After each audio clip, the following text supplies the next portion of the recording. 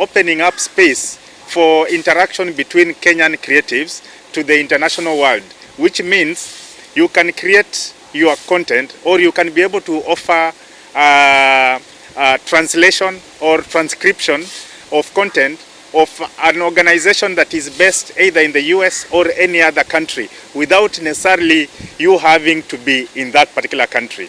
And that's why technology as an enabler is providing us that room to be able to deliver to this. The comfort of your own home.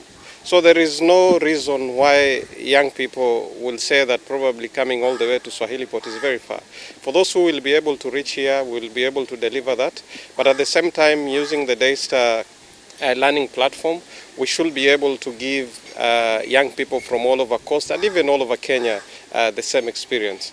And for the challenge that has been given, I think for quite some time, Swahili Pot and the National Museums of Kenya have been thinking and planning on how we can do an animation out there. In terms of hardware, the software can be able to run on any good capable machine that is from anything from about 30,000 Kenya shillings. So the software is free, and then the hardware is just any machine that a developer has at their home, working from home, given that we're working in a gig economy.